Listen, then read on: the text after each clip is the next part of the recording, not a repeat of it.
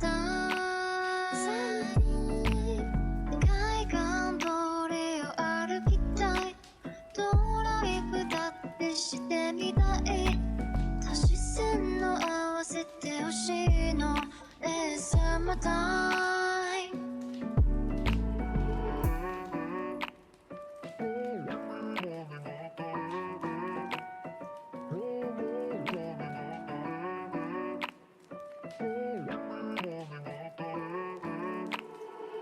君の虜になってしまえばきっとこの夏は充実するのもっともう戻れなくたって忘れないで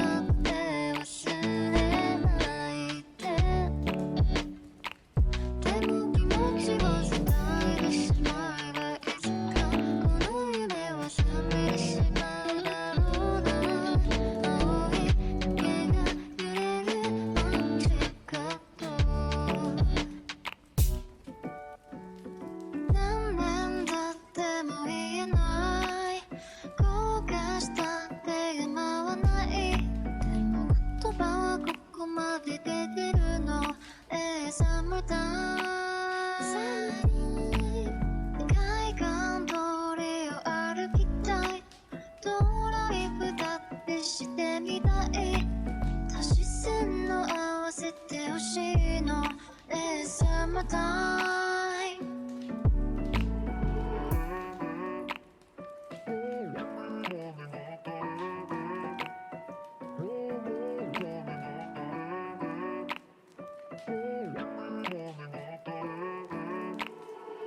君の虜になってしまえばきっとこの夏は充実するのもっともう戻れなくたって忘れないで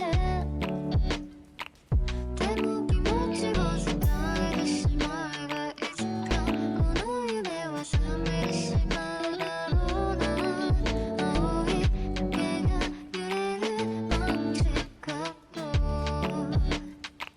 君の虜になってしまえばきっとこの夏は充実するのもっともう戻れなくたって忘れない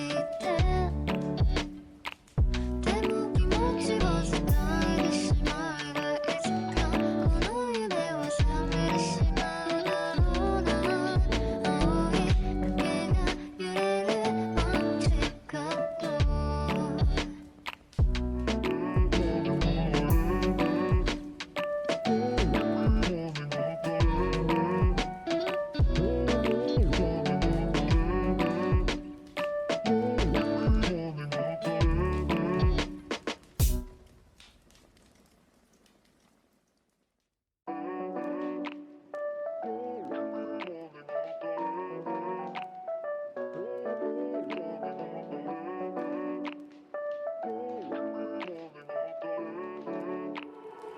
君の虜になってしまえばきっとこの夏は充実するのもっともう戻れなくたって忘れないで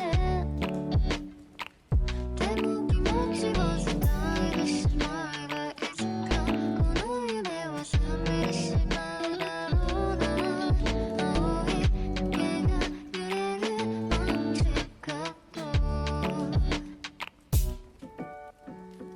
何年経っても言えない後悔したって今はないでも言葉はここまで出てるのサムタイム海岸通りを歩きたいドライブだってしてみたい足し線の合わせてほしいのサムタイム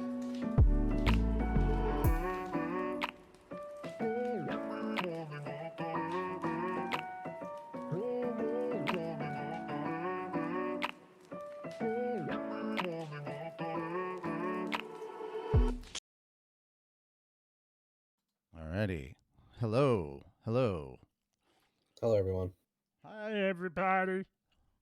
Oh, man. We've got the end of the book today. Mm-hmm. That's that's gonna be fun. Yeah. Yeah. Yeah. I was waiting on Sonic to see if he was gonna get here before we got started, but I don't want us waiting too long. And then when I was about ready to go live, we caught that ad break, and I was like, you know what? I'll wait for the ad break to finish.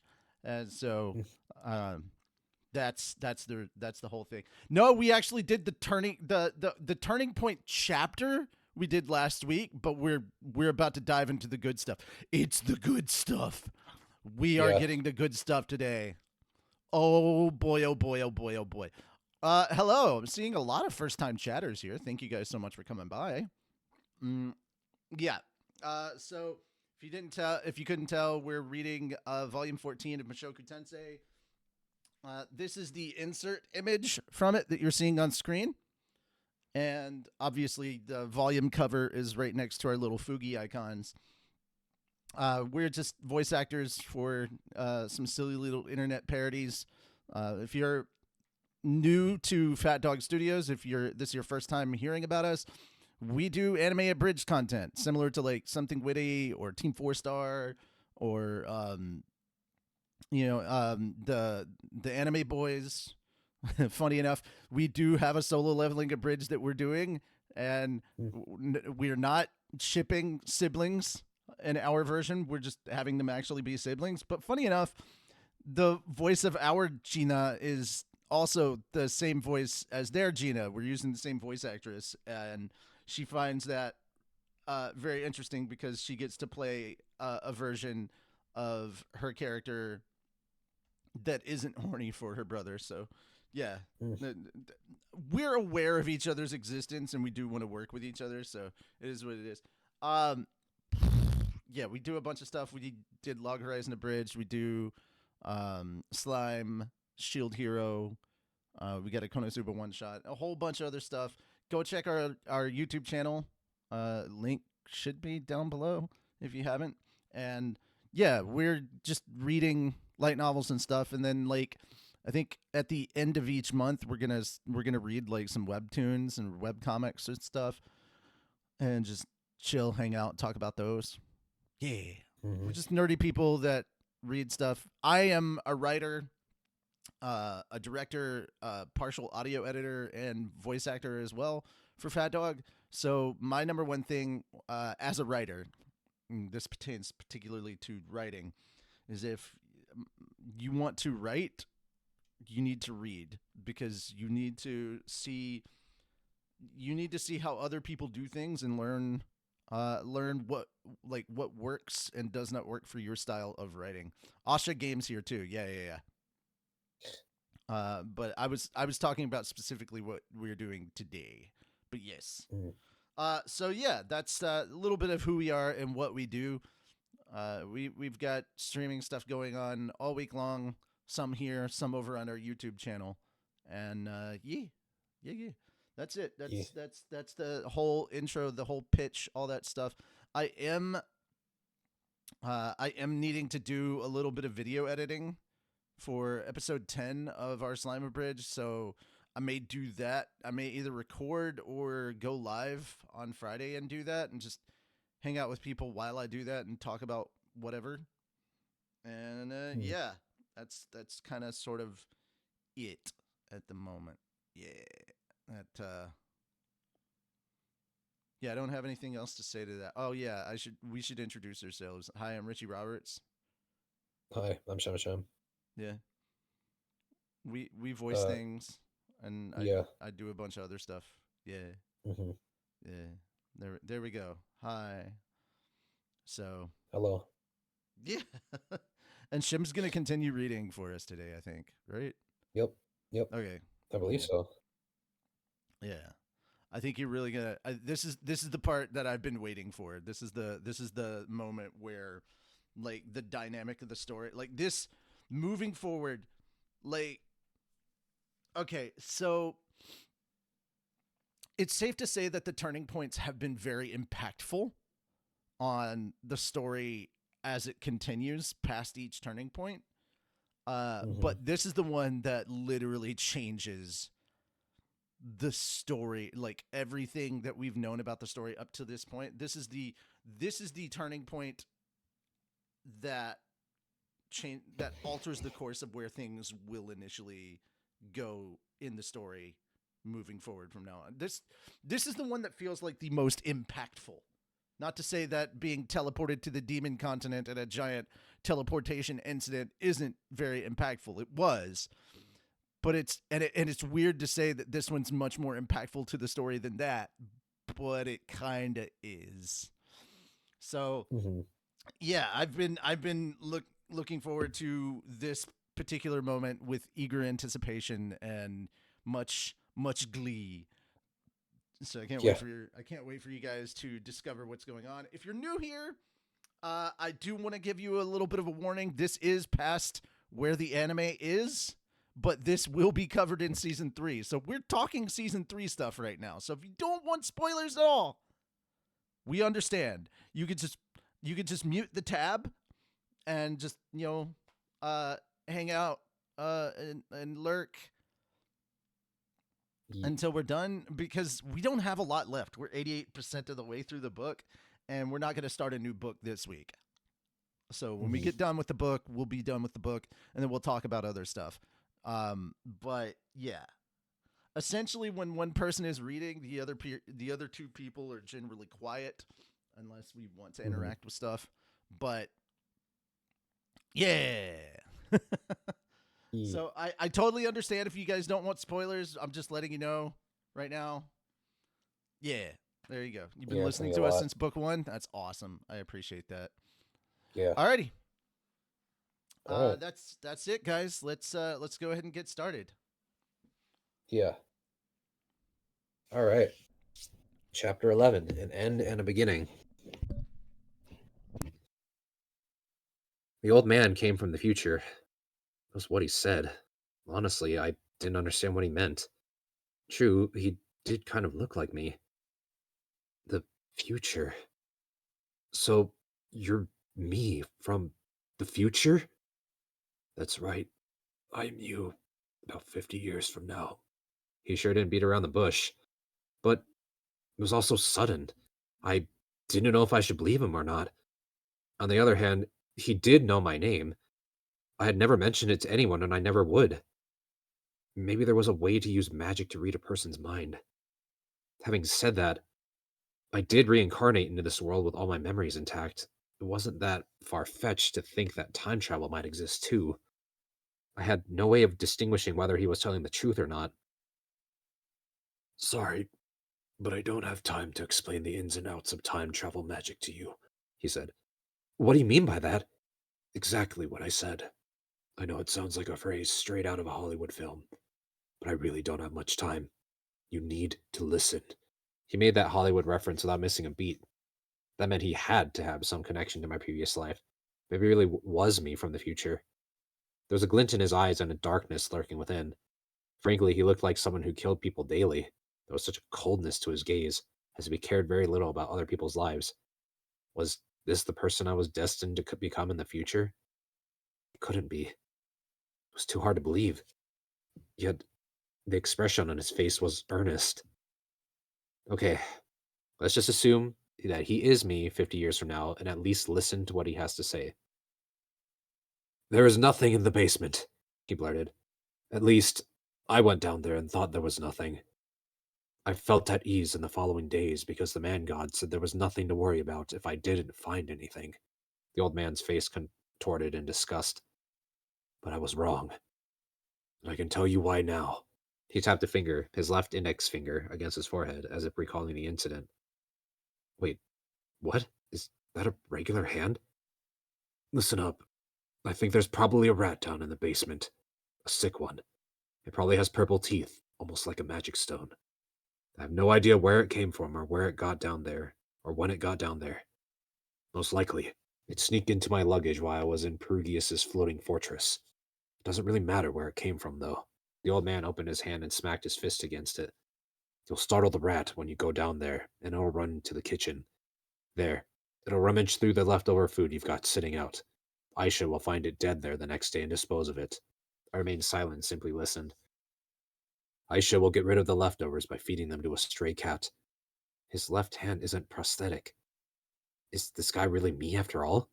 Or did he find a way to restore his lost arm after the intervening 50 years? However, before then, Roxy will get peckish and come downstairs to grab a little bite of those leftovers. As a result, she'll contract the illness the rat carried. What? Roxy will get sick? The mention of her name brought my focus back to the conversation. Petrification syndrome. Felt like I heard that name before. That's right. It's only supposed to be an illness that one can only cure with god-tier detoxification magic. It was an incurable disease that would slowly turn the infected into magic stone. But where exactly did I hear of it? We didn't realize at first. After all, it's exceedingly rare for someone to be infected with petrification syndrome. The pathogens can only take refuge within a life budding inside another person. Wait, do you mean... Yes, an unborn child. The disease only affects pregnant women. I was shocked when I discovered that later. What? But Roxy isn't... She is pregnant, he said. But that's not surprising. The two of you have had sex. It's only natural. Wait, Roxy is pregnant? Wow. It was extremely joyous news, and yet it was being delivered in the grimmest way possible. For some reason, some rats are resistant to the disease and act as carriers of petrification syndrome.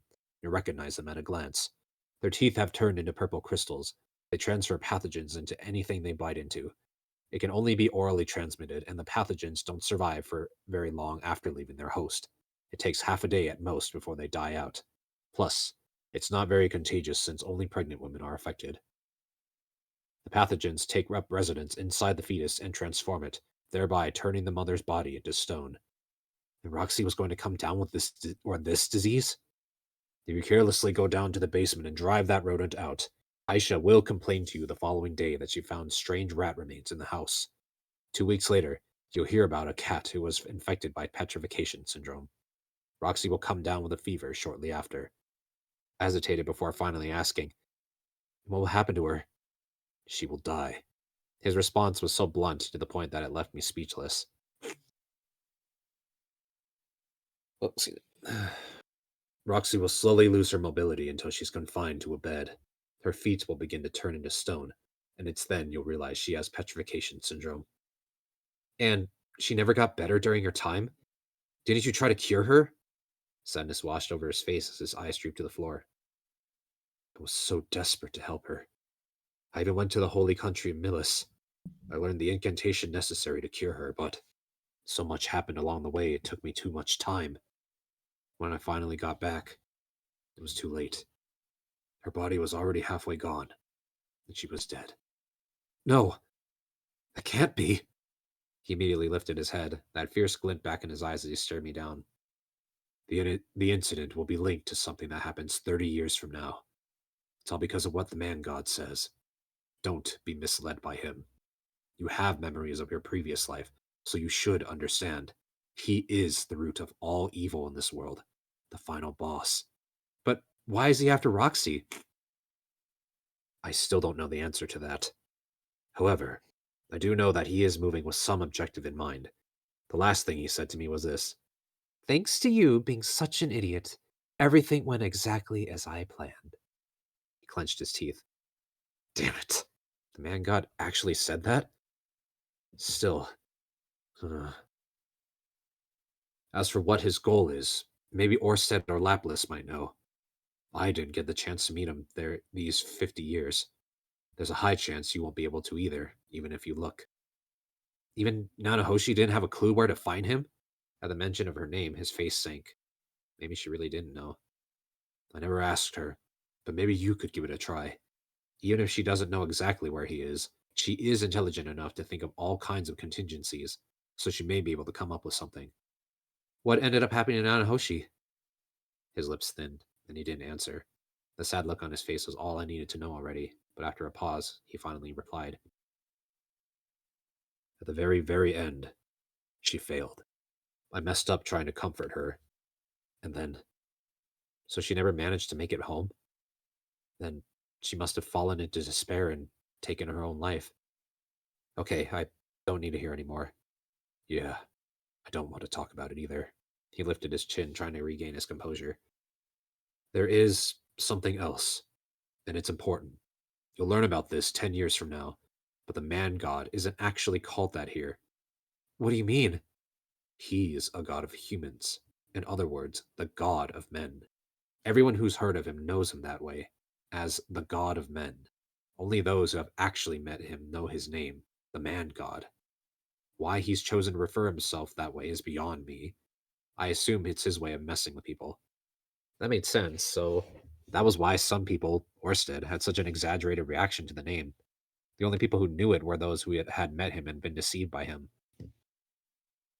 On the surface, he only seemed to say things that benefited me.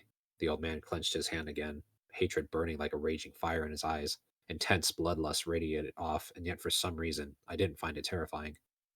He hasn't told you a lie yet. Up until this point. Not as far as I, or you rather, can tell. His fist began to shake. Something sparked inside of it, crackling like electricity. But it was all for one purpose. To make someone as guarded as you let your defenses down so that you would obey him without question. Although I stared in mute amazement at the spark shooting from his hands, I also steeled myself in case he tried anything. Don't be fooled. You've read manga, haven't you? You know that people who talk uh, about trust the most are the ones who always tell lies. Yeah, I know that, but he spat back. No, you know nothing. After you lose Roxy, you'll lose Sylphie next.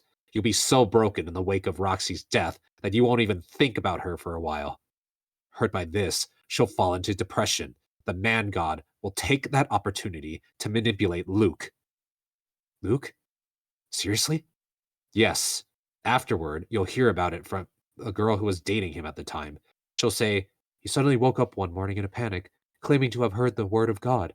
And what happens after that? Luke counsels Ariel to make haste to Asura. Sylphie abandons you to go with them. After having failed to garner Perugius' support, Ariel is at a disadvantage. She hedges her slim chance at victory on starting a civil war, but she is defeated, and Sylphie dies in battle.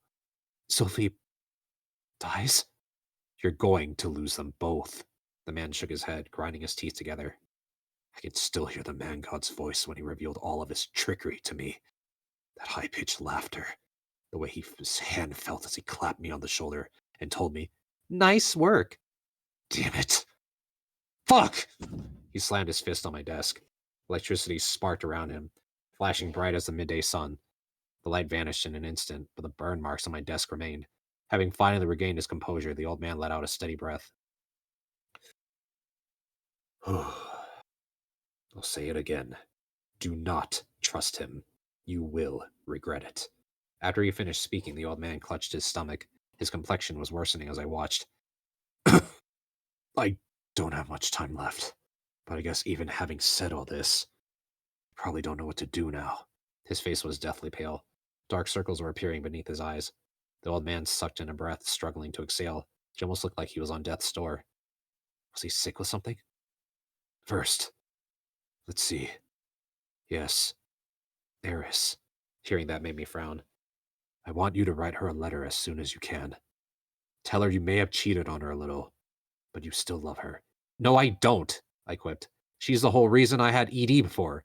Forgive her for that. You're a man, right? You should be able to do that much. I scowled. He let out a self-mocking laugh. Well, I couldn't forgive her. The two of us didn't get along so great for a couple of years. What do you mean by that? She nearly killed me countless times.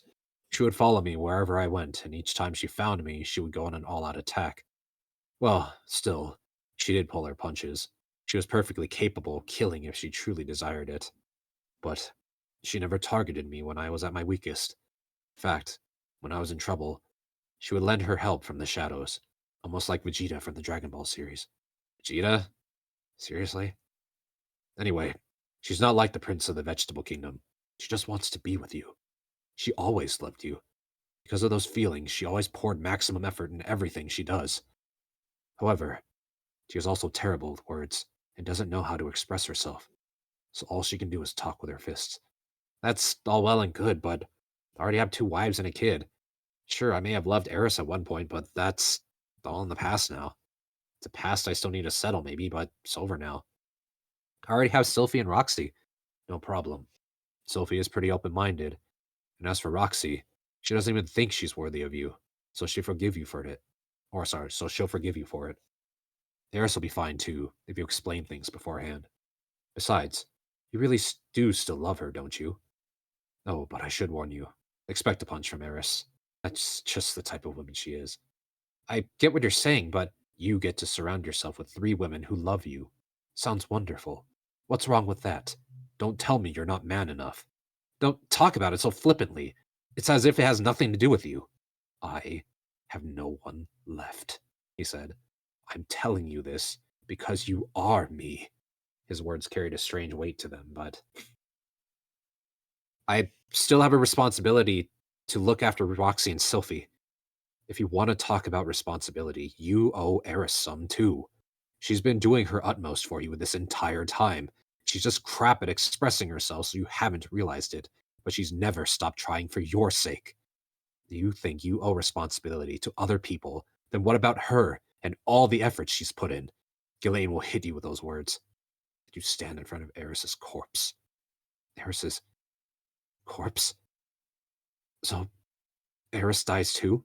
Yeah, protecting me. Think it was when I was challenging Atofe again. That Demon King was more fearsome than I expected. I let my guard down. He spoke as if they were distant memories, his lips curving into a frown. Just how strong am I in the future if I can't afford to let my guard down against someone like Atofe? Is this guy really me? Starting to feel even more suspicious. You have to send that letter. Understand? If you don't want the same regrets, do it. It might not be too late if you start now. Uh, okay. I guess if you feel that strongly, I can send it. But where to? The Sword Sanctum. You probably realize that's where she is by now. The Sword Sanctum wasn't all that far from Sharia. He was right. I did have a feeling she might be training there. All right. Don't write anything that might push her away, he warned. If she falls into despair, it'll be the death of you. I know. I knew exactly what kind of person Eris was, or at least I used to know. If what he was saying was true, then she never intended to abandon me. I simply didn't realize that this entire time. Now that I consider what he was saying, she was pretty awful with words. It wasn't surprising that her feelings didn't get through in that letter she left me, and that was the reason the two of us had this misunderstanding. I lost my way. The old man choked out a breath, then flinched with the realization and lifted his chin. Also, I forgot to say one important thing. Don't treat the man god as your enemy. What? But you said he's been deceiving me. Yes, but he's not someone you can defeat. I certainly wasn't able to. I could never reach him. His voice was thick with anguish. By saying he couldn't reach him, does he mean physically? So that space where the man god resides, it really is somewhere here in this world? When I realized that, my entire body quaked. I knew I would never be able to get vengeance for Roxy or Sylphie. I poured everything I had into beating him, but I couldn't even get to him. I can manipulate electricity and gravity, but the man god would never come anywhere close enough for me to use my magic against him. The man pointed to the pot of ink on my table. It lifted into the air for a moment before falling back to my desk with a clatter, scattering a few stray ink droplets. I can make things levitate. I can send messages to people from a distance. I can even regrow an arm. More than that, I managed to leap through time and return to the past. He paused. Although this magic was actually a failure. A failure? Well, part of this was a failure. He was here right now, right in front of me, wasn't he? I'm sure you've begun to realize it. But the magic in this world is all powerful. Once you understand that, you can accomplish just about anything. Though it will take time, research, and practice to accomplish. As he spoke, he lifted his left hand. The way he flexed it made it seem like he was bragging, but his face had gone past the point of deathly pale, was now completely white. The circles beneath his eyes were darkening, and his lips were turning blue. But none of this power has any meaning. It was all too late. By the time I got strong enough, the people I wanted to protect were all gone. There was still a glint in his eyes, but the power had already fled them. His breathing was erratic and raspy. Do you understand what I've said? I'll tell you one more time. I hate the man god. But I also can't triumph against him. There is no way to beat him. I could not find a way to reach him by myself. The things I required to get to him didn't exist while I was alive. So don't try to fight him. I have no idea what he's after, but even if you have to act like his today, do it. Don't oppose him. Let him do as he likes. Toady. His toady. Sorry. I was His like, nope, not toady. today. The D's in the wrong location. Yeah, sorry. Sorry, I thought it meant like even if you have to act like his today, like his, Oh. puppet or whatever. Yeah. Sorry. No, you're good. Small typo. But even if you have to act like his toady, do it. Don't oppose him. Let him do as he likes. Then, while all the people you love are still alive, all the strength fled his hand and it felt limp. He lifted his chin, his gaze wandering to the ceiling. There are 3 things you have to do. Consult Nanahoshi. Write Eris a letter. and doubt the man god without opposing him. That's all. I didn't respond to him. It was all so sudden that I didn't have anything to say. One thing was clear. He was desperate to try to tell me something. Can't you give me any more concrete advice than that? I asked. That advice, huh? Ah, this brings back memories. That's right. I used to be a slacker when I was your age. Well, I would love to give you more details and tell you as much as I can, but my time is up. You keep saying that you're out of time, that your time is up. What's with that? Are you in a hurry to catch a midnight anime special or something? No. I mean, it's over. While we're on the topic, don't rely on others. If you remember what you first came to this world, you didn't rely on anyone. He gazed at me with the same emotion in his eyes as if he was looking at his grandchild. Now that he mentions it, I have been leaning on other people a lot recently.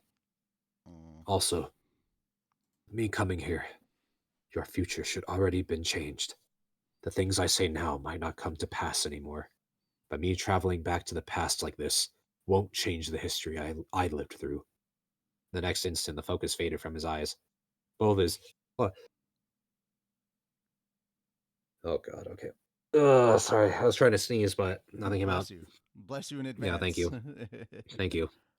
In the next instant, the focus faded from his eyes. Both of his arms hung limp, and he threw his chin up, painfully gasping for air. You will lead a life that's different from mine. You'll succeed and fail, just like you always have. You'll reflect on your mistakes and regret them too. The old man stirred, and the movement caused him to fall out of his chair. Hey, are you okay? I rushed to his side and pulled him into my arms, only to shudder in horror. As muscular and tough as he looked on the outside, he was unbelievably light. He didn't even weigh 40 kilograms. What the heck? What's wrong with his body? Don't, for a second, believe that me coming from the future means you can rectify your mistakes the same way. This magic was a mistake. There's no such thing as being able to redo your life. His lifeless eyes swam from side to side as he slipped a trembling hand inside his robe.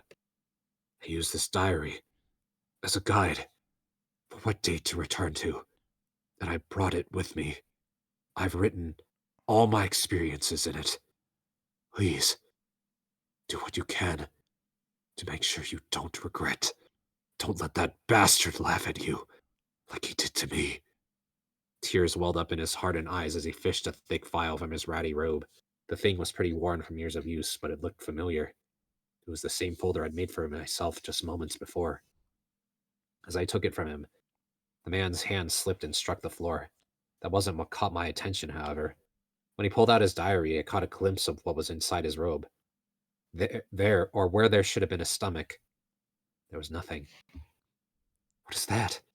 What's wrong with your body? My magic was incomplete. I wasn't able to bring my entire body when I traveled back in time. What? But you just said you could even regrow your arm. Don't have any mana left. Sorry. If only Cliff was still alive, then maybe this would have gone much smoother. Just a little bit longer. I have some more info. Sorry, you've already done enough. You don't have to say anymore. I don't want you to have regrets, or for things to go the way the man God wanted. Why, at a time like this, there's so much I still need to say. But I came all the way back here. If I could at least have a glimpse of... The man's eyes were no longer looking at me, or anything else for that matter. What he was saying made no sense. It was just a stream of vague babble now. A black shadow spread beneath his eyes, as if the shadow of death was hanging over him. So this is what a person looks like before they die. No, as they're dying. For an instant, his eyes regained focus. They were looking at something over my shoulder. The old man lifted a trembling hand past me. Sophie. Roxy. Damn it. You're both as adorable as ever. A single tear spilled down his cheek as the light disappeared from his eyes completely. All the strength left his body, and his neck felt limp. He was dead. I glanced over my shoulder, but the door was still shut tight. The man had made quite a ruckus, so I wondered if someone had woken up and rushed down to see what all the fuss was. The old man must have just been hallucinating as he took his final breaths. No sooner had I thought that than when thundering footsteps came down the stairs. I hurriedly exited the room, just in time to see Roxy and Sophie coming to investigate, each with a candle and weapon in hand. Rudy? I heard voices and some noise. Is someone here? Is it a thief, perhaps? The two of them looked relieved the moment they saw me, but they still had their guards up. Should I tell them about the old man? I hesitated.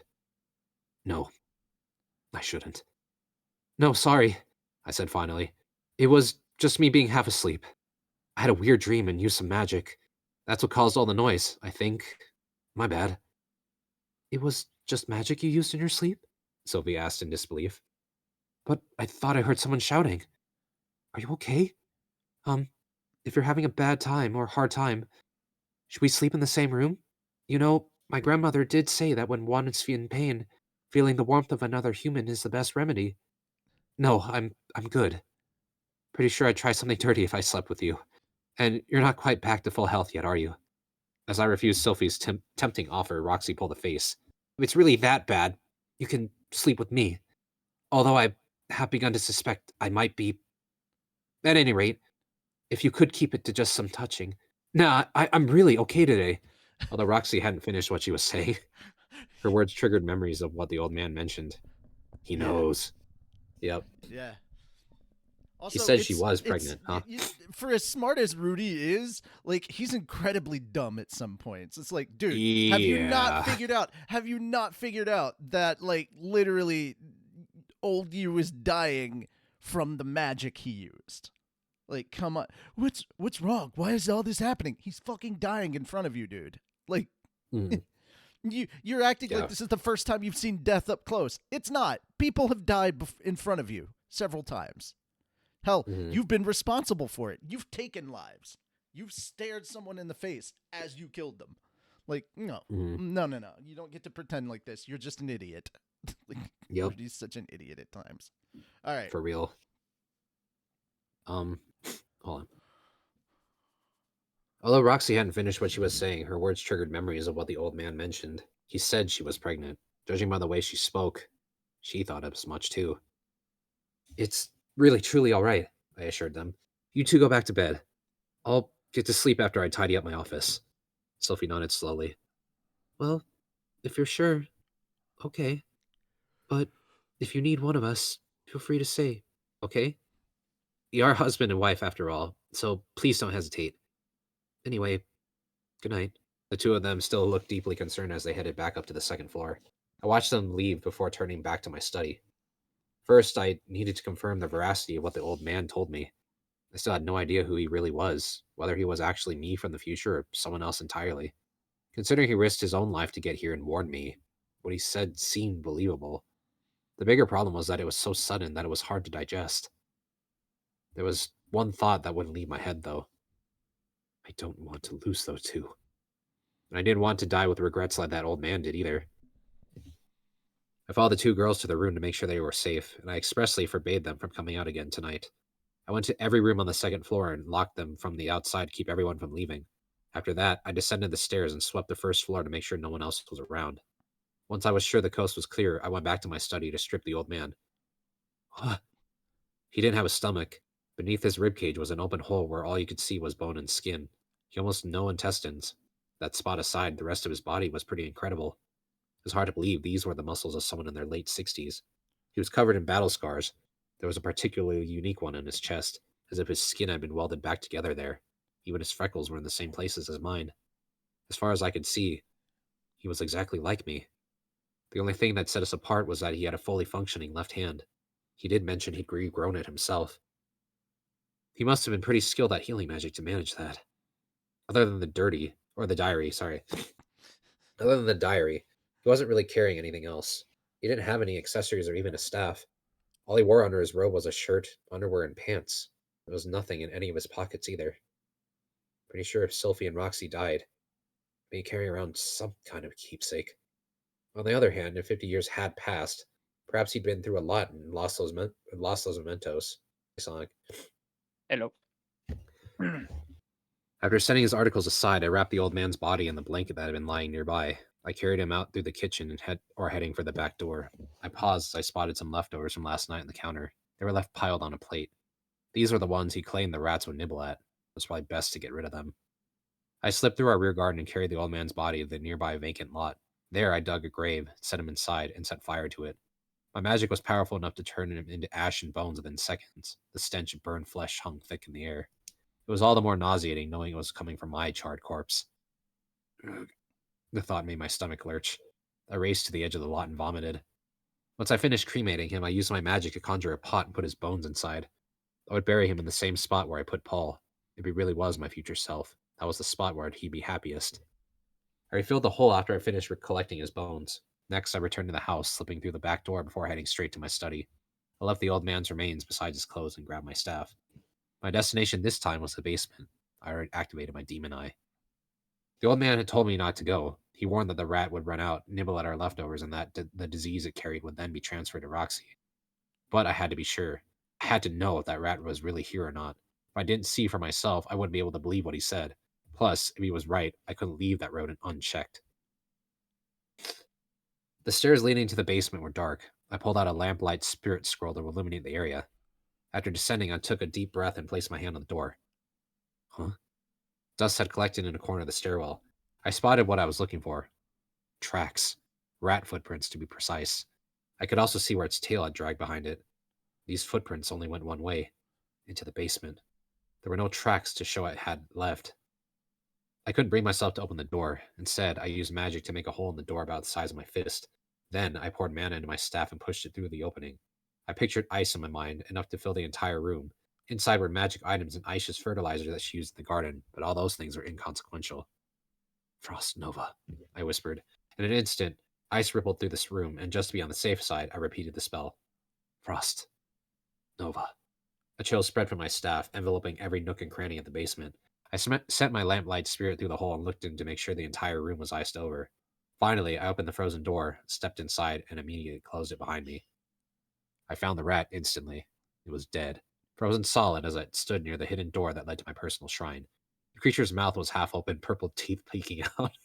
They really did look like magic stones. I did a thorough sweep of the area to make sure a second one hadn't sneaked in. Once I was certain it was safe, I created a box with earth magic, used 2 sticks to safely pick up the rat's corpse, and placed it inside. Then I sealed it so no one would inadvertently open it. Would it be best to burn this thing and be rid of it? Or maybe I should send it to the Magician's Guild for study? The latter seemed the best option. If I reported what I had heard from the old man about petrification syndrome when I handed the rat's body over to the guild, they could check the veracity of his claims, although I had no idea whether they could extract the pathogen from a frozen corpse. I locked the basement door behind me and sealed the hole I made. The old man said the disease didn't have airborne transmission and wasn't very contagious, but it was better safe than sorry. I returned to my study. I was fully awake after all that, so I wouldn't be getting any shut-eye anytime soon. So what should I do first? Or rather, what is it that I can do right now? Should I read this weathered diary the old man had brought with him? Maybe he could warn me about future events. Although, he also said that history had already changed. In sci-fi terms, I was already in an alternate timeline, one created by my future self traveling back in time. Even if I read everything contained within this journal and prepared for it, it was likely that many of the things he'd face wouldn't come to pass. My eyes fixed upon my ink bottle and the black stain it left on my desk. Burn marks also remained from where the old man had concentrated mana into his fist and slammed him down. Seeing it triggered the memory of what he told me. There are 3 things you have to do. There was one thing in his list I could do right now. I sat down, took out a piece of paper, and grabbed my pen. First, I wrote Eris a letter. She was my first partner in bed and someone I had once loved before she disappeared out of nowhere. I still had complex feelings for her. What should I even write? I wondered as I set my pen to the paper. All right. Actually, Will take over. I will take over Yeah, go for it. this part. Okay. The fun thing is, next book we actually find out about the we'll call it the alternate history, or Old Man Rudius history, because you will read the diary and there's a lot there. I couldn't remember if it was the beginning of next book or if it was the end of this one, But it's definitely the beginning of the next book. And holy crap, it's gonna have a lot of revelations. So yeah, uh, we'll continue that next week. So extra chapter: the birth of a new Sword King. 3 sword saints were gathered in the Sword Sanctum's ephemeral hall, each one of them on one knee. There was Nina Falion, Gino Britz, and Eris Greyrat, which I think, like, in the trailer that we've seen so far, you guys may not have recognized them, but I think that you see Nina and Gino in the trailer for Oh, season okay. 3. Yeah. So, Yeah, that's like, you cool. wouldn't have recognized them if you don't know them and you don't have an idea as to what they look like. Yeah. But, like, stuff that they've shown, I already know certain events are going to take place in season 3 because they showed, like, people that correlate to those specific events.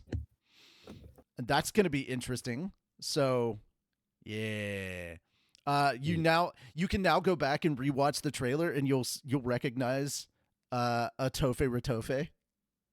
Oh, that's cool. Okay. Yeah. You'll also recognize Oh, Peruvius right. and like his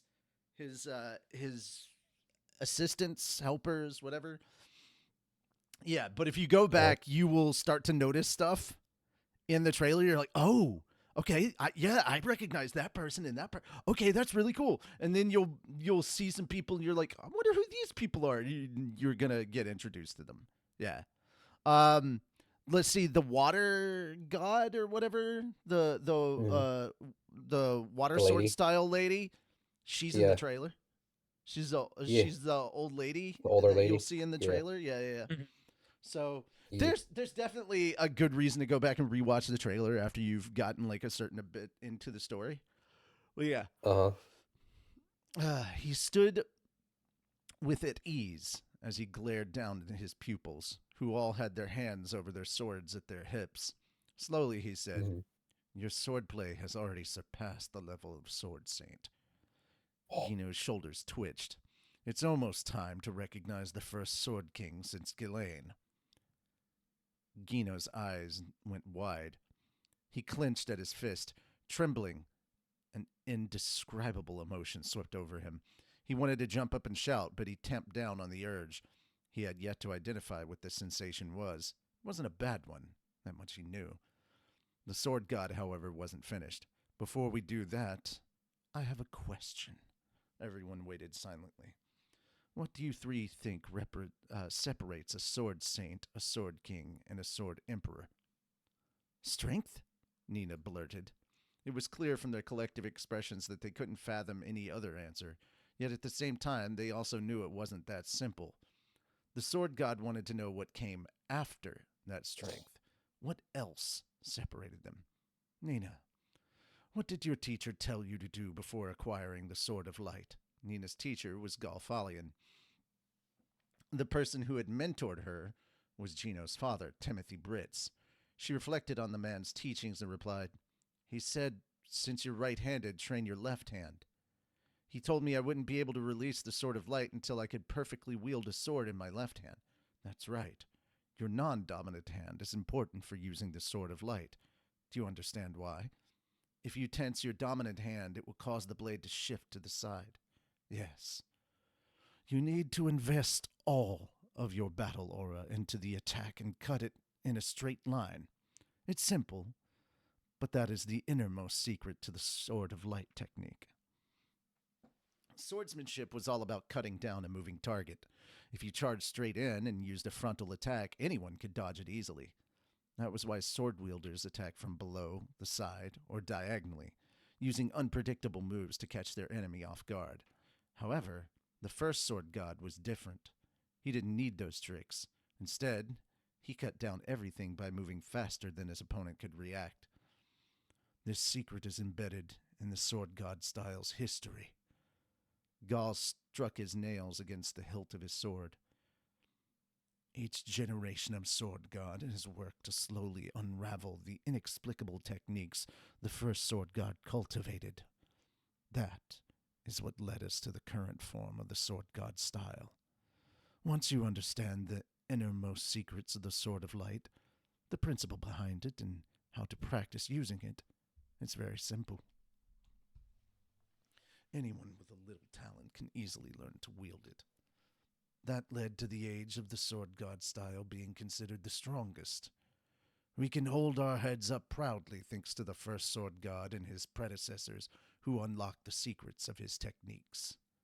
Again, his fingers drummed against the hilt of his sword. The Sword of Light is the Sword God style's best technique. Practitioners of other styles would call it our secret technique. However, there are some who grasp the essence of it better than others. Sword Saints, Sword Kings, Sword Emperors, and the Sword God. Kind of strange, really. We're all doing the same thing, but some of us are stronger, and some of us are weaker. Gal turned his gaze to Gino. Or Gino. I don't know if it's Gino or Gino. What do you think Gino, makes probably. What do you think makes the difference, Gino? Answer me.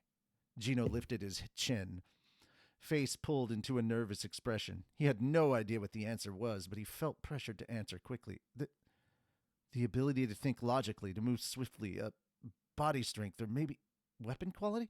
Weapon quality? How many years have you been training for, boy? You sure you don't need to go back and start from the basics? Gal barked at him. My apologies. Gino's face went pale as he dropped his gaze. What Gino really wanted to say was talent, but he knew well that wasn't the response the Sword God desired. There was no way a question that complex could be answered in a single word.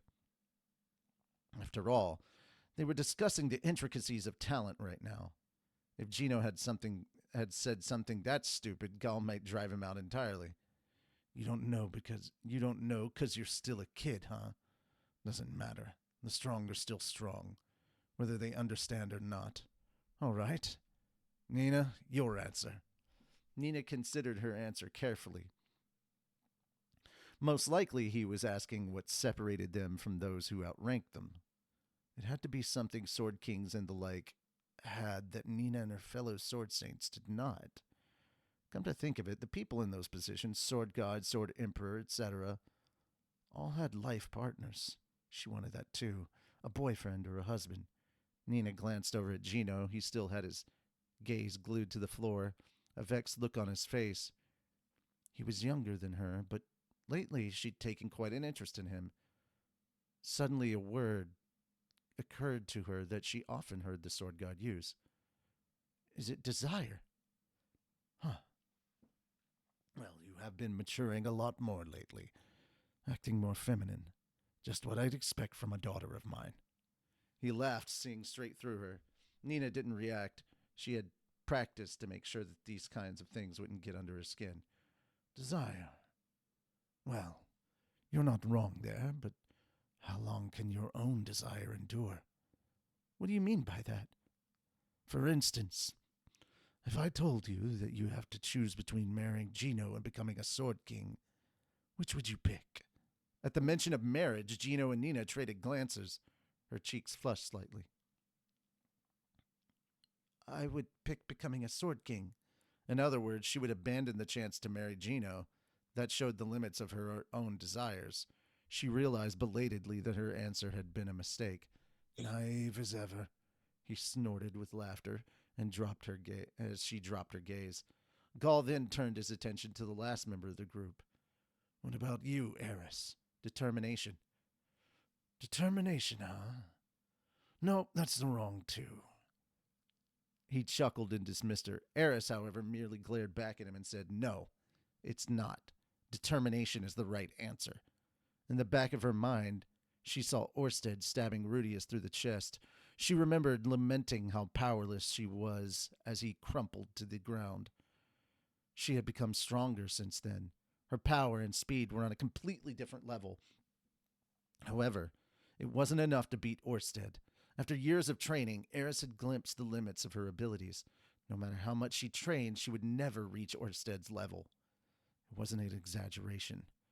She knew she would never be able to defeat him on her own. But it would be a very different story if she was with Rudius. Together, they might be able to accomplish it. With his magic and her sword skills, they could win. Even if I had to sacrifice myself to pin Orsted down, Rudius would land the final blow. If Rudius won, that would also be a win for Eris. She would die, of course, but Rudius would live on. It meant she would lose out on sharing a future with him, but she didn't mind that. Dwelling on the future would only make her lose her nerve, and losing her nerve would make her sword dull. A dull sword meant that they would both die.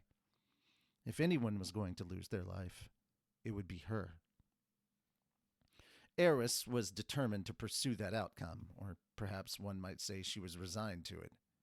Then you don't care if you become a sword king? Gaul asked. That doesn't really matter to me. That's cool.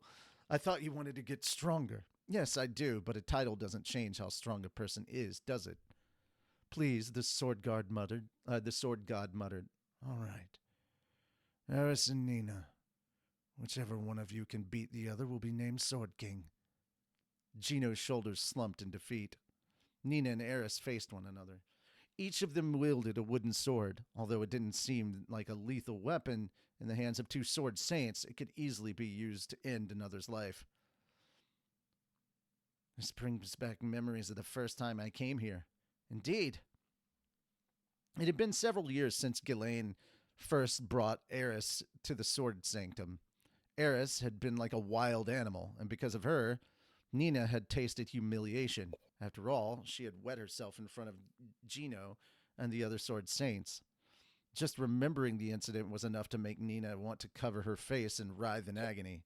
That said, she held no hatred for Eris. Thanks to Eris, she had become stronger. She discarded her pride and immersed herself completely in her training. Her humiliation was what motivated her. Nina confidently asserted, "Today I will be the victor." Bloodlust spilled off Eris in waves, but Nina didn't flinch. She was like an enlightened monk in training, the way she stared at Eris with cool, composed expression. In the next instant, all hostility from Eris vanished. Her expression was the polar opposite of Nina's.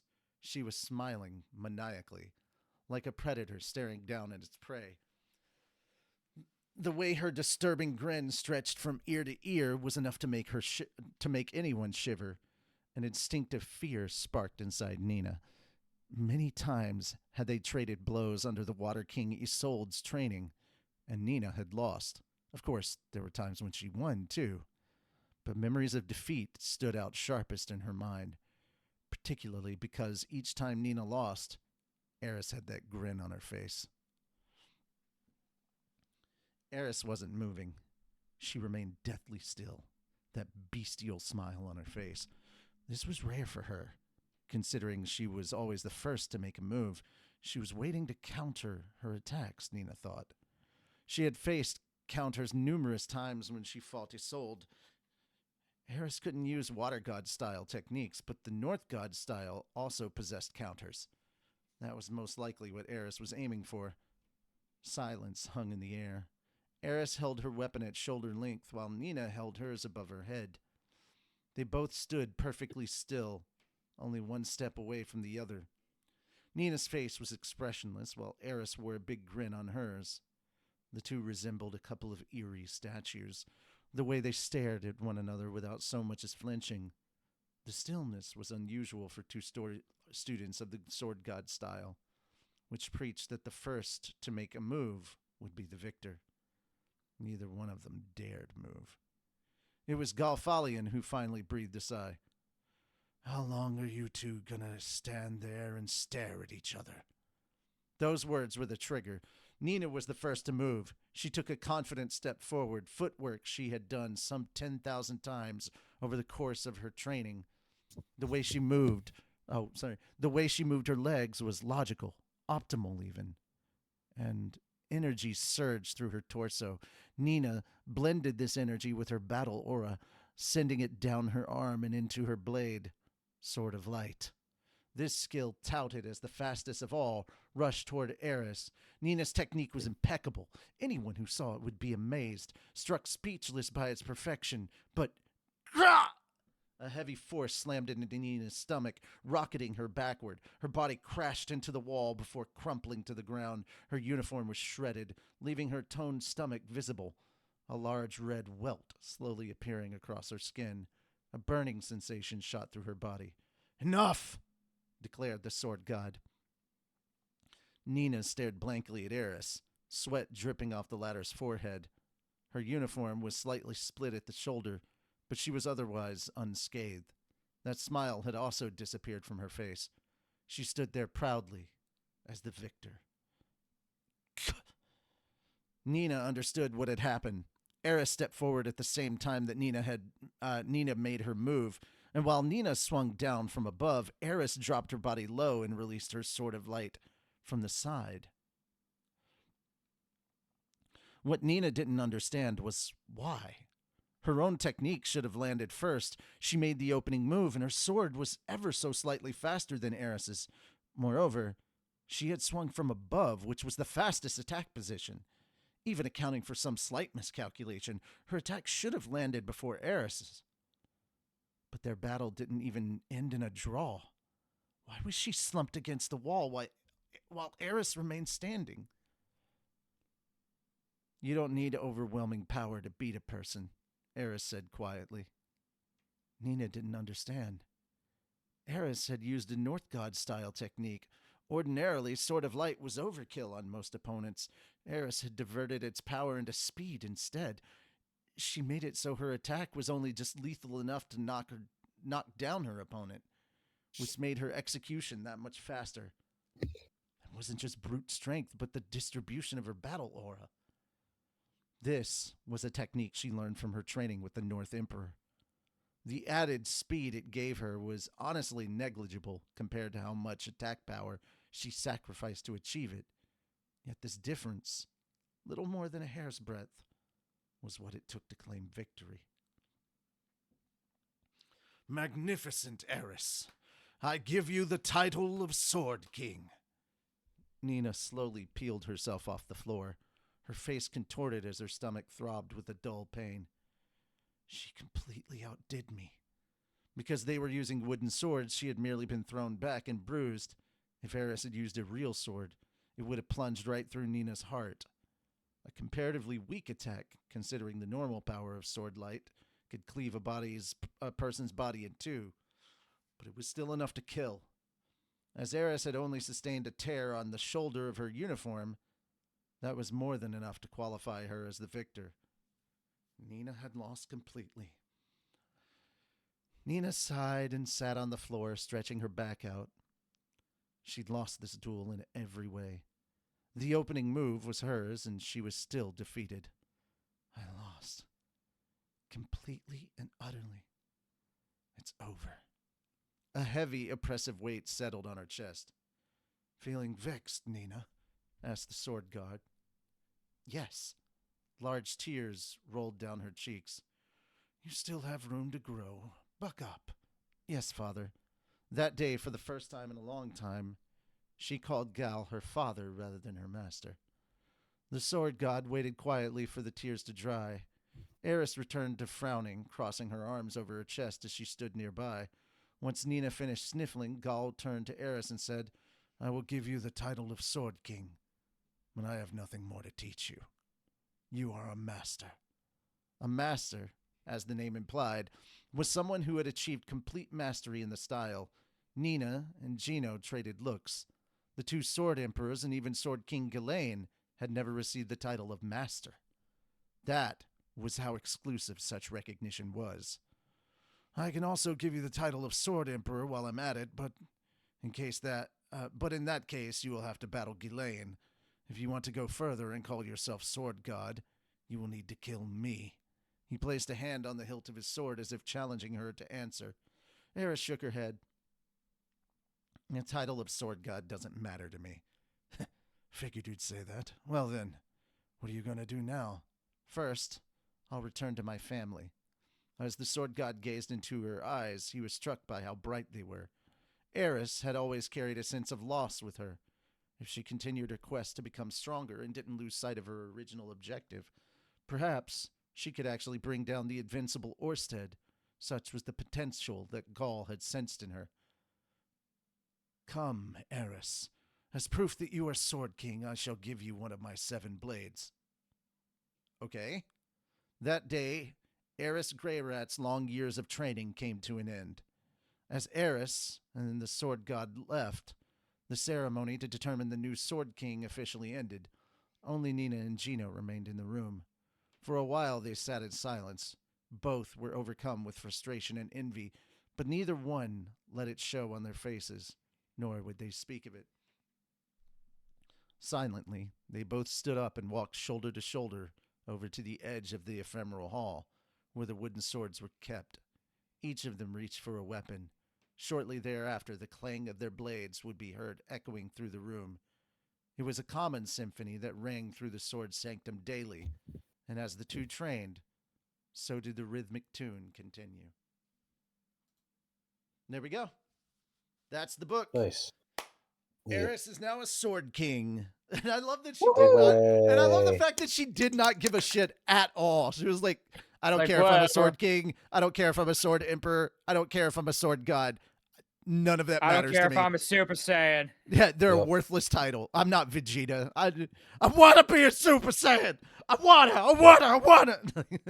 Eris over here looking at Vegeta, shaking her head. Whatever. Moving on. Yeah. As Shaking he's my pounding head, the Veggie. ground, I mean, crying. Vegeta was mentioned in this book, so. Yeah, that's the other reason why I brought it up, because he was mentioned. Yeah. Yeah. Okay, so that is volume 14. I do want the one thing from volume 15 that I do want to get here from you guys is to just simply say, if you look at the cover for volume 15, it's the first time we've had a cover with Eris on it in a long time. Yeah. Oh yeah, because a lot of it's been Rudius and his adventures in the academy. Yeah, so literally the cover has Eris, it has Rudius, it has Orsted, and it has some sort of armor. So yeah, that's so good. That's so good. Also, look at Eris's sword. That's the sword she got from Galfalion. That's pretty cool. So this is the thing that showed up. I want you guys to understand. This is the thing that showed up in the trailer. We saw Eris show up and say, "Yo, I've got you, Rudius," or whatever. Let's work together. But yeah, then we got Sylphiette. If you go into the insert, you've got Rudius, you've got Sylphie, you've got Cliff and Zenoba working on the armor. Then you see Orsted, Eris, and Ghislaine. So we now have a lot to look forward to. Now, if I'm remembering this right, if I'm recalling correctly.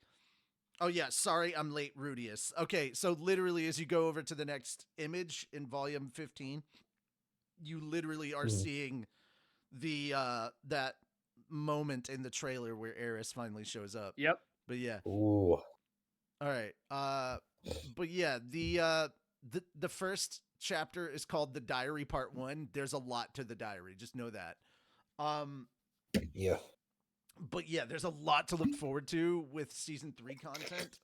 My God, it's going to be beautiful. Yeah, it's gonna be a lot, I'm sure. I wonder where they're gonna stop. If I remember correctly,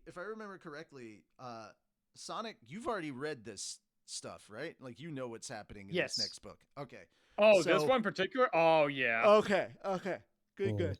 So Shem, I'm gonna let you theorize as to what you think is gonna be happening. I mean, we obviously have. I've already said that he's gonna read the diary, and you don't have to guess it as to what's in the diary. But I'm curious to hear what you think as far as like what's gonna go down with Orsted, what's gonna happen between Rudius and Eris, how his other 2 wives are gonna react to Eris,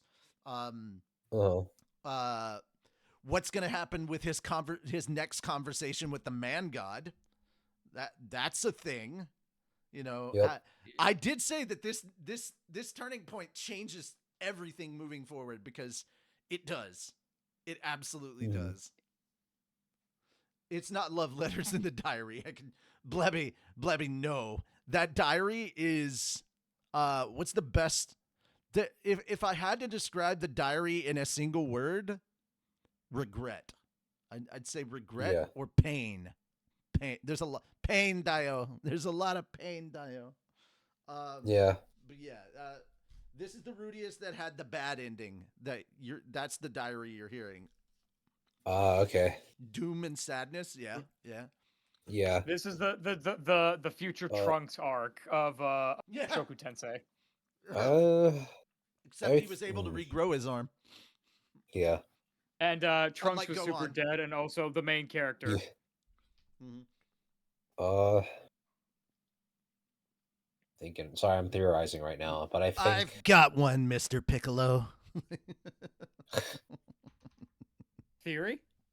No, a pupil. Yeah, I know. Yeah. I've got one, Mr. Piccolo. All right. Uh. We'll start with the probably the big one. How do you think the conversation's gonna go with the man god the next time Rudius shows up? I have a feeling he's going to be completely on edge, and the man god's going to be kind of annoying and be like, what are you hiding from me? And then he's going to be like, why did you do the nothing. thing I wanted you to do? Yeah, or You'll something. regret He's going to be that. real prying, and Rudius is going to have to lie out his ass or be clever to trick the man god into thinking that he still doesn't know what's going on, because he very much might be, you know? Oh. So I assume he's going to Interesting. be completely on edge, but he's going to be like, okay. I like that approach. I like that approach that you believe the man god doesn't already know. That's interesting. Yeah. Because, I mean, the thing is, I could see it, too. He is the god of men, or whatever the title was. So well, he might here's the know. thing. If he can predict the future, man. if he can predict the future and everything, what makes you think he can't see the present and the past? That's That is my true. question. Yeah. Some sort of omniscience. Or he even already knows. alternative futures. Because Who generally knows? speaking, I do like that. Maybe the man Yeah. god doesn't know, and if that's the case, how does Rudy behave? But what if the man god does know? Then how does that change? You know? Yeah, That's I mean, interesting. going by, I like those. I like those. yeah. I like those dichotomies. Like the dichotomy of those two situations is so neat. Well, That's also really the good thing theory is crafting. too. Yeah. Also from like a meta perspective, anytime there's any kind of like, okay, here's the things that you have to do in order for things to be set right. They're either going to be done at extremely high cost, or they're not going to happen, and something's going to go Okay. terribly wrong. The real You know, Han like, you know Cholo. when they do a heist, huh? The real Han Cholo just pointed out something that like is legitness right here. Wait, if the man god sees all, he sees old Rudy talking to him, right? Yeah. So he knows. Yeah, that's Yeah. true. So he might Yeah. have found Yeah, some yeah, other way to I will- make I things will- worse. I will tell you right now. Yeah, he knows. The man god Okay. knows. The man god knows that makes Rudy sense. traveled. I He don't knows think about it's old going to man be Rudy. a pleasant conversation. It's not going to be a pleasant conversation. No, all right, here's the thing. This whole time, the man god has been like this smooth, smug operator and all this stuff. Yeah. Yes. Yes, Blebby. He knows when you've been fapping. You know? Or I'm sorry, plapping. Oh. No. Different. He also Gray saw routing what in you this case. he also saw what you did when you were hungry, and he's not proud of you. He's disappointed. No, I do not do that. Disappointed. Lies. You plap. We know you plap. Don't lie. You plapping? You plap. Nah, you're pooping? plapping. You You plapping. plapping. You plap. Yeah. Yeah. Anyway, it's so stupid. All right. Not the FAP time. Staff meeting. Not the FAP. No, not the FAP time. Staff meeting. All right. But yeah. So obviously, at this point, because the man god is used to like being able to like, from the sound of it, manipulate people. You know, because it definitely comes across that from Old Man Rudius that he was manipulating Rudius. He talked to him when he first was teleporting over. And what's really funny is like, if the man god hadn't talked to him about the stuff, odds are Rudius would have ended up doing all the same things anyway without the man god's intervention. Yeah, probably. I think that the man god just showed up at these times and said all these things in order to like slowly manipulate Rudy into trusting him. for this specific moment.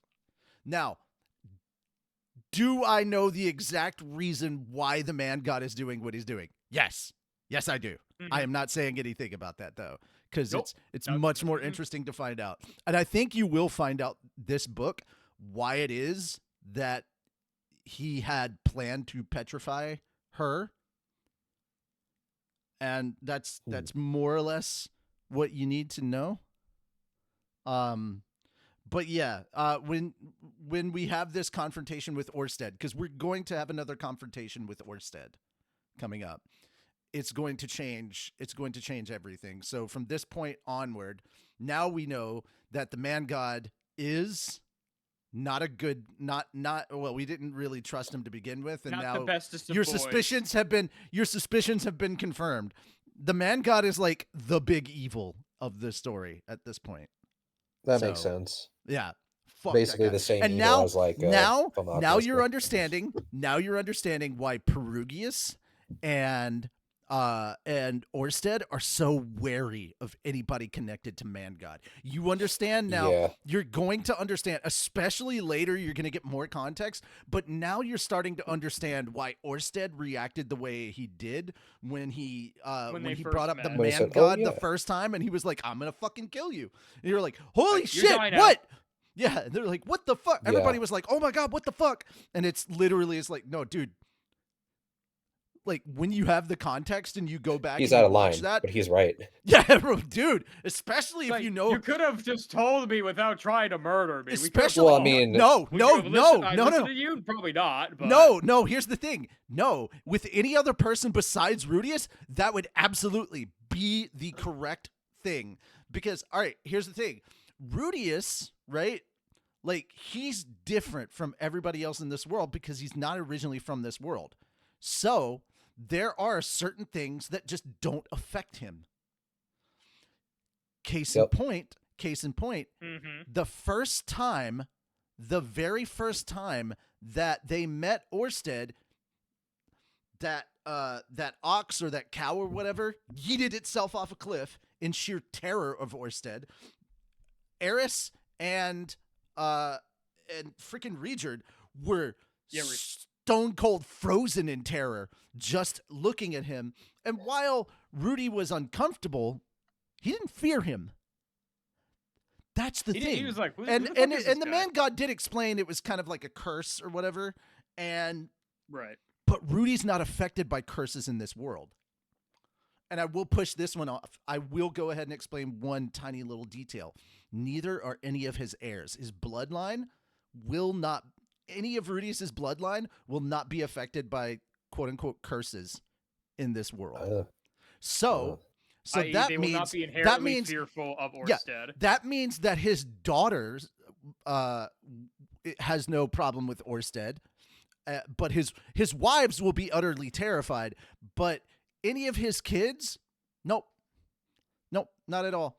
There's even joking like images of like like fan art of like Rudius's kids climbing on Uncle Orsted. Grandpa Orsted. No, Uncle. The Uncle Orsted is what they call him. Oh, Yeah. Uncle? I thought it was Grandpa. I don't Right, think yeah. it's Last time I checked, Grandpa. it was like they But made yeah. joking of like Grandpa, but Dude, maybe, there's yeah, you so could be much right. there's so much good stuff. There's so much like, all right, so like we're gonna get crazy lore dumps, I think, in the next two books. So I'm looking forward to that. All right. Well, But- makes sense. How do you think the reunion between Rudy and Eris is gonna go? Poorly at first, and then better, and then they'll reconcile. Rudius is incredibly thick. I love the fact that he didn't figure it. He's like, I was rejected. No, you weren't, you fool. And of course, No, Yeah. you Of dummy. course, It's just Eris- Eris is just Eris doesn't know is how just- to read write it's like, properly. you're thick, she's dumb. You deserve each other. Yeah, I think Eris is going to be upset, so it's going to be kind of bad, and then she's going to understand, and then come I around. agree and with then... I agree with old man Rudius. He's gonna have to take a punch to the face. He's earned at least that. Like, Yeah, dude. yes. Obviously, But yeah. what about the whole thing with Orsted? What do you think? Where do you think that's going? How's that gonna go? I think they're going to have to team up at some point. I think they're going to be like, they're going to meet up, And then he's gonna be like, "Oh, it's you." And then he's like, "Yeah, it's me." He's like, "I need your help. Like, what do you know about him?" I don't know if he's gonna. Interesting. I feel Yeah, like me he's as gonna be at some INFP. point. He's gonna be like, "Orsted, I need your help," and they're gonna work together. Orsted, I've come to bargain. Maybe kills him instantly. Fuck. Orsted, I've come to bargain. come He's to just like on his bargain. 50th To be Yeah, fair, it's respawn. like his you third know what's ultimate. It's really, like, you know yeah, what's don't just really, talk to really Orsted funny? immediately. Don't You know what's pick him up. really, you know what's really, really funny? You're Huh. wrong, but you're also really close to being right. Oh, With the whole Damn. Dormammu, I've come to bargain thing, like the whole looping time thing, like that. You're not right, but you're not far off. Or you're wrong, but you're not far off from right. Like like ironically, you're out of the ballpark, but in the ironically, state. it's kind of But I'm in interesting. the park. Yeah. Easily. You didn't quite hit a home run, but it's a solid double. You know, Yeah. Okay. it's a standing double. You know, you didn't have to Okay. slide. Shep But needs to get me home. Eh, maybe. I'm just timeline. theorizing, Time is just not from the way the story is going. Huh? timeline. Time is not in a line. I don't. Time is circles. don't- That's why clocks are Yeah. round. From what I remember, There's also- reading, I don't Fucking think they do caboose that- too many additional timeline why-me stuff. I think this is like the biggest it gets. No, I Also, mean, I don't know. there's I still the don't time. know. The time. Yeah, there's no. From my understanding, no one's jumping from the future back into the past anymore. Like it. Yeah. As you this could is, like, see the from Rudius most doing it, splits. as you can see from Rudius doing it, it's fucking insane, right? Yeah. I also don't quite trust Perugius yet, so I will say this. This is the I- one thing. This is the one thing that you need to know. Perugius and Yeah. and this I think it came across pretty well in this volume. Perugius Uh-huh. is very much an ally of Orsted. They are both okay. They are both it's Dragon King. They are of the dragon race or descendant of the dragon race. Yeah. But yeah, they are friendly toward one another. They both work together to take down Lapis. You're also- yeah. Did we have the no, we haven't had the Lapis factor explained yet, have we? Nope, No, not not yet. at all. I don't even know what the hell that think. is, but Okay, if you don't know what that is, that means we haven't covered it yet. Yep. Just know that there's a lot of information that's going to get dropped on us pretty soon, and then a lot of things about like Sylphie and Rudius and stuff that has just kind of that we've just kind of naturally accepted will actually get Yeah. explained, and it's just like, oh, this makes so much sense. It's like, you know. I'm just so- worried. Yeah. I mean, especially because of like, we know at least one thing's gonna happen. There's going to be a battle between Rudius and Orsted, and it's going to involve Eris. Like you could Yeah. pick that up from the Round two. trailer. You could not only pick that up from the trailer, you could pick that up just from like the cover, Context clues. the Yeah, context cover, clues, yeah. the cover, the inserts, all that stuff. And I'm gonna do one other thing. I'm gonna move us over to Anime Church real quick, just so I can do this. We're gonna change the news. I'm gonna screen share with you guys in a moment. Give me just a second. Yeah. Okay. Yeah. Boku wa these nuts. Yeah. No. The most speed of all. Boku wa speed da na. All right. Yeah.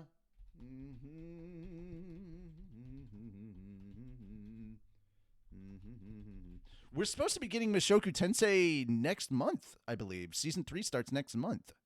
Oh wow. That's pretty Ooh. soon. Yeah. So this is coming up really, really soon. All right. So I know we talked about watching that, like I'm reacting to it. Or do we want to do the first 3 seasons and commentate and then watch season 3? we or do we wanna do probably straight could. season It's 3? I don't know for sure. Hang on one sec. Anime Church. Okay. Because I so know we there's talked that. about it. I just remember exactly which Yeah. one we wanted to do. Yeah. Okay, so all right, so I'm gonna screen share this, and I'm also gonna show it on stream so you guys can see this. Ba-doop, ba-doop.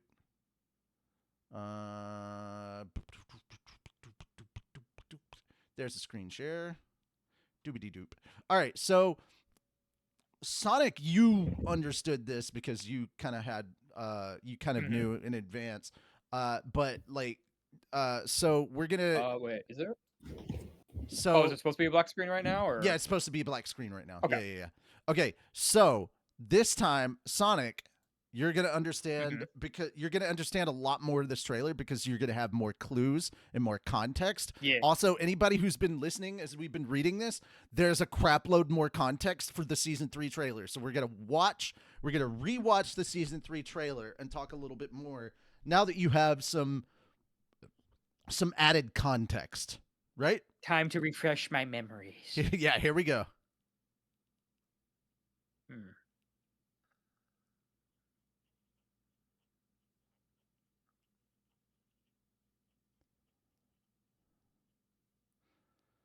Now you understand the importance and the significance of the opening right there? Yeah. Yeah. That's literally Oris. The letter that's to the Eris. diary. And so people who Oh. know were like, "Oh my god, we're starting with this." And then people who don't know were like, "Oh, he's just writing something. Why are they showing that?" And we're like people who Yeah. know.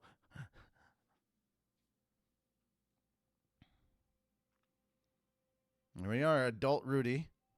Yep. Aw, Lucy. Pepe. Oh, goodbye, boys. Ha ha ha ha. Ah, ha, ha, ha. Sonata Hoshi, the Mm-hmm. doll, the sky, Yeah. That's Lord Luke. Perugius' There's fortress. Ghislaine. Yep. Mad There they Man. are We back gotta on the find the demon continent medicine. at Perugius's place right here. So Yep. there's the Actu- tea party with Zenoba and Rudius. Yep. I'm assuming they're talking about Yeah, the yeah, yeah. Perugius. Yep. the with talking with Perugius about the figurines and stuff, or maybe Yeah. talking. I actually So after think Atofe. Yeah. I think there was like two scenes that kind of played like out of order from what it would be Oh, in the show. There was the one okay. of like of Rudius like looking around for stuff, and then they see what's her, I forgot her name. This is another Uh, thing. This is another thing I'm kind of surprised that they showed, right? Because this isn't volume 15 stuff. This is volume 16 stuff that's right here. This is a library on the Demon Continent. So they do have to go back to the Demon Continent for something specifically. Yeah, this is volume 16. This is a library on the Demon Continent. This is I know the angularness of it doesn't look this way, but the stuff is covered in slime, and there's a reason why it's slime specifically. Because, Rimuru runs a library. Rimuru is actually this. That's That right. time- This that is ti- the same universe as reincarnated as a slime. that time I was reincarnated as a slime, led a nation and then retired to become a librarian. You know, Oh. no. That time but- I met a slime reincarnated from another world, just like me. Yep. And he told me about Final Fantasy 19. Holy shit. Yeah, no, dude, that's how far he said they got in his world. We're Honestly, still it only makes at sense. 16 Yeah, right now. He was a gamer. Yeah. They both were gamers. Yeah. Like, dude, he straight up Gamers. said, all right, they said a bunch of stuff, and I'm pretty sure at this point in time, Rimuru's like, I know how One Piece ends. Probably. My If it God. ends within the next decade. Yeah, So, If it ends. if it ends. no. Okay, hold up. Oh, yep, and that's Okay, him carrying. Or So burning now his- you understand the significance of this. This is him cremating old man him. It makes sense. 'Cause Oh, you actually see the okay. expression a little bit too. He has Yeah, there he looks- too. Dude, he Yeah, had to yeah. char his own fucking corpse. Yeah. I'd be Oh, I'd be a little fucking you horrified also too. you also understand the significance of this now. Oh, yeah. Yeah. For the crystals? Yeah. Well, yeah. So that was the because bad timeline. Here's the thing. Everybody thinks that this is him reflecting on Paul and like his mom and the whole incident previously. Nope. This is all about Roxy. This is all about Roxy. The petrification stuff. Yeah, and those last two shots beforehand were I'm betting this is like the other timeline, because we're gonna see a visual representation of the other timeline when we get to the diary, and I'm looking forward to that. Yes.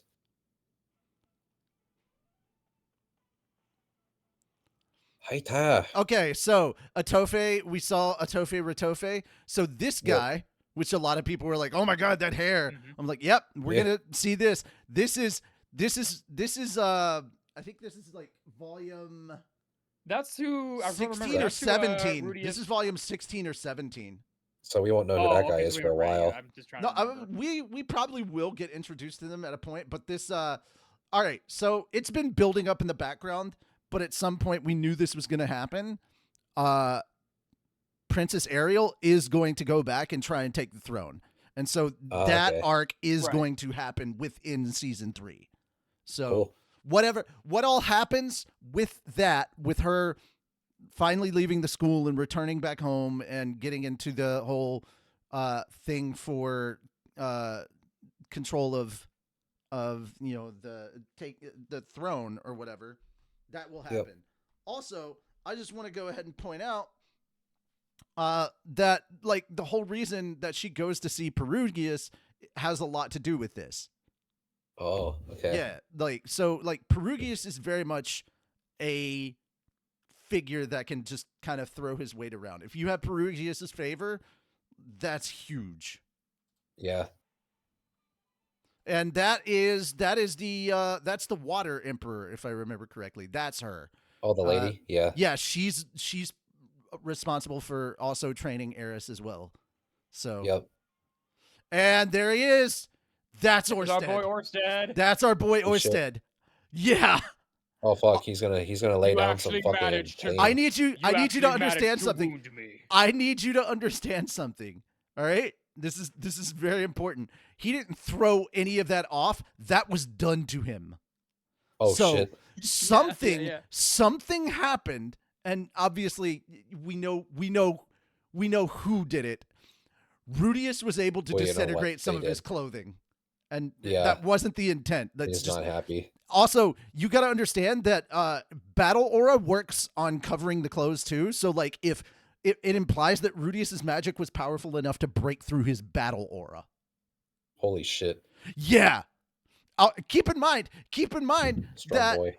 that we saw him blow Body Gotti's body in half. That's true. With one If of he the, wasn't the immortal Demon King Body Gotti, that would have been the end of it. He'd have straight up been dead.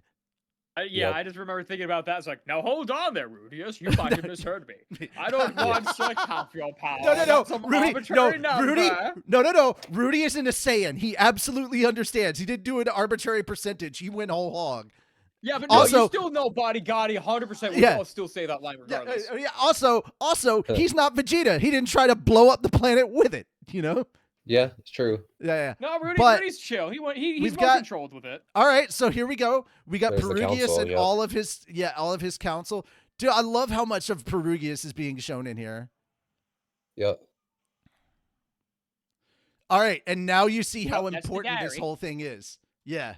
Yeah, it's gonna So- get fucked up. With context, this means so much more now, right? Yeah. Because you understand what's Definitely. going on. Yeah. Then the shadow.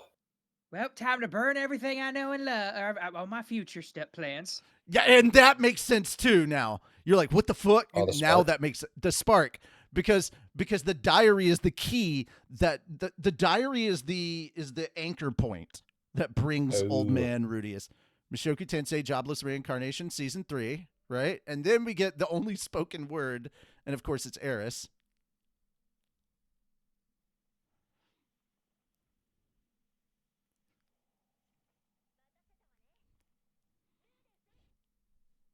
Yeah.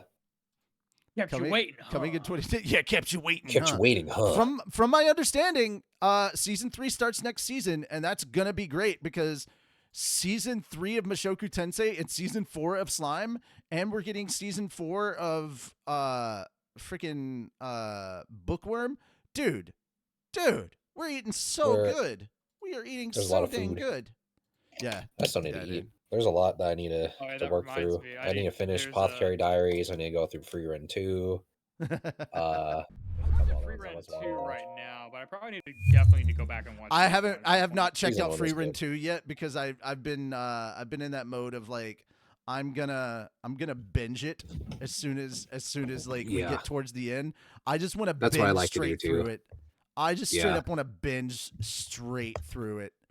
It's yeah, that's how I do Oh. that kind of stuff oh too. God, So guys, guys. I thought I Me? binged stuff, but I ended up what turns out I it's like realized- 2 to 3 episodes. I realized is not something. technically considered a binge. I realized something. We could do the mod. I might return to Subnautica if we could do the mod where we would play multiplayer. But if we do that, yeah. Yeah. I would have to download a couple other mods and add 4 new Leviathans. Oh shit. Yeah. Interesting.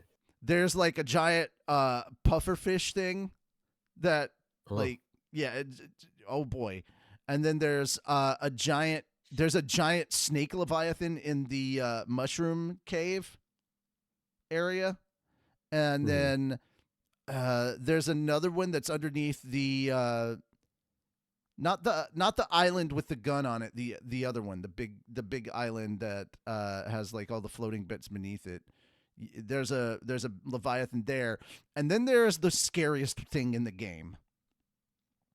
It is not a leviathan that is big. It is a leviathan that is just outright scary. It is called the Silence. Ooh, that doesn't sound fun. Yeah.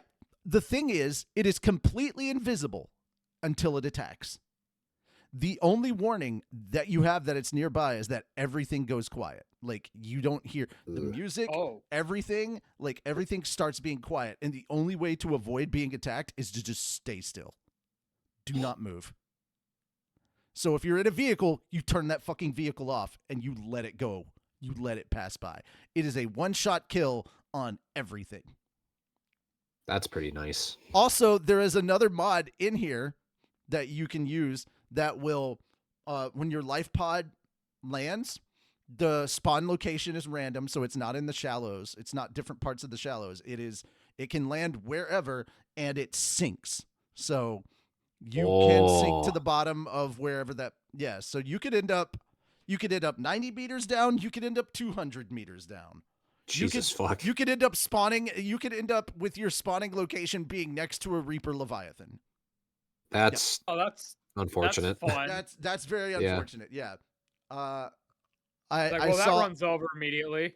I saw somebody with severe thalassophobia playing, and I was just like, this is hilarious because you're such a baby about everything, and that makes this so funny. But yeah, I would add those mods if we were going to play a multiplayer game together. Also, I am now reconsidering. I am now actually reconsidering getting Subnautica 2. As in, like, I originally wasn't going to get it when it comes out on early access, but I think I will. And it has to do with, it turns out both sides were right and wrong. The game was not actually at a place where they could have released it in 2025 because Krafton released internal documentation showing that, hey, they weren't fully ready. They were going to release it, and it was going to be more incomplete than Subnautica was in early access from before. And it's like, dude, that's not okay. But the devs that are still there are happily working away on Subnautica. They've added a lot more stuff. They have had more time to cook, and I'm like, you know what? I'm cool with that. Now, also, the only AI has been used in Subnautica. In Subnautica 2. But the only AI that has been used is the same AI that's used in pretty much everything in gaming. They use AI trees to determine the behavior of like creatures and stuff like that, which is so just like common to use stuff. handle like the random stuff that you'd never be able to program. Well, anyway. So there's an AI tree program on for your own, there's an but- AI tree for the xenomorphs in Alien Isolation, and also the working Joes, the synthetics. Like, there's an AI tree that governs their behavior. So and like, depending on the difficulty you play on, the AI is less restricted, and so it feels smarter and deadlier. So that stuff has been around for a while, so that's nothing new. They're not using chat, even though the head of Krafton likes ChatGPT. He's not forcing like the studios to use ChatGPT, so they're not pushing. Even though they're a pro AI company, they're not pushing it on the devs. They're not forcing them to use AI. So I've backed off a little bit on how much I was anti So I'm interested. It's supposed to come out this year. I'm hoping it's soon. I want to play, especially because it's early access. It's going to be way cheaper. I want to play Subnautica 2, especially with you guys in multiplayer. But if it's not going to be a while and I can get the mods for us, I would happily play Subnautica with you guys with the multiplayer mod. You know, that would be Alright, fun. Figure it out. Yeah. Yeah. Oh, also, I do at some Does that point have in to be time. modded as well, or no? You guys may have to have it. I don't know. I don't know for sure. I think you guys might have to have it modded. I'll look into it some more. I really will. Yeah. Let's see. The other thing, I'll look it up on Nexus like in a moment. Which reminds me, the mods that have come out for RE9 have been a lot of fun. I especially appreciate that, like, within a day there were mods for RE1 specifically for those who have arachnophobia. So because there's a spider boss that you have to fight in the game. Oh yeah, That's- I think I remember. Yeah, seeing yeah, that. and it's terrifying. It's absolutely terrifying. But it's terrifying for people who have freaking Arachnophobia. So and you might have already seen this. If you check out Doki Bird, she did her run and modded the spider to be Thomas the Tank Engine, and it was hilarious. Mhm. So Just reminds Yeah. me of the one Spider Train game. I forgot what it's called. I don't know. I think they modded Thomas into that as well because Oh, literally no. it's just a monster train that's just chasing you. All right. Oh wow, there's an acid raid mod. Oh no. Hmm.